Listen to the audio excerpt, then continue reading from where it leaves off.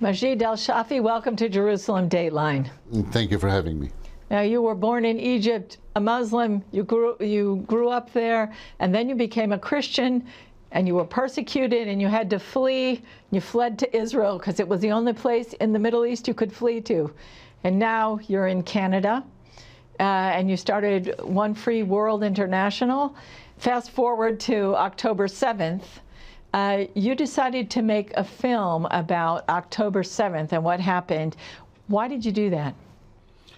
The truth have to be told. Israel have a special place in my heart, and God used Israel to save my life. I escaped from my home country, as you said, after converting from Islam to Christianity. I was tortured very badly, and I received the death penalty, and I had to run to the only democratic country in the region.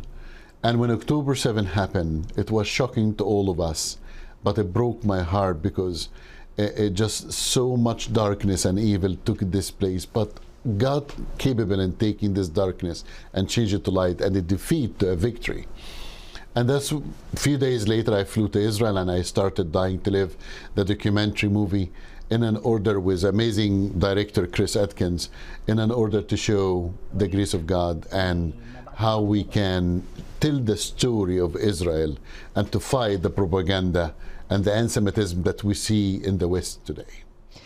And Dying to Live, it's a stunning, stunning film.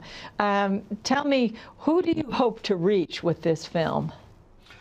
The film have three targets. Number one is, as I said, the West. This will be Canada, United States, Europe, Australia, to tell the Israeli story.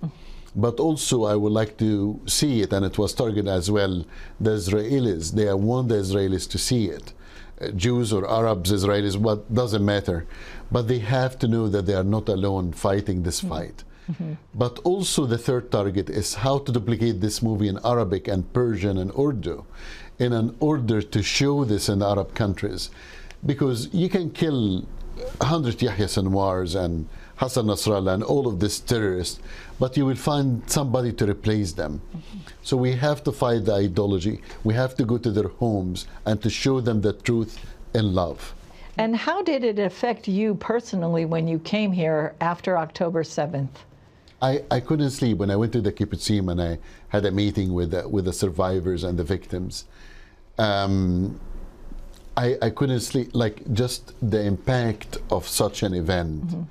And the surprising, not just the impact itself or the massacre, one day of a Holocaust, as the Israelis call it, but also what's happened after that in the West when you see all of these demonstrations against Israel and all of this, you know.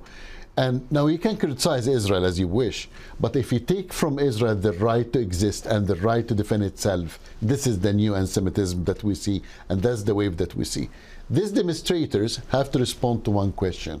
Where have you been when Bashar al-Assad was killing his people in Syria?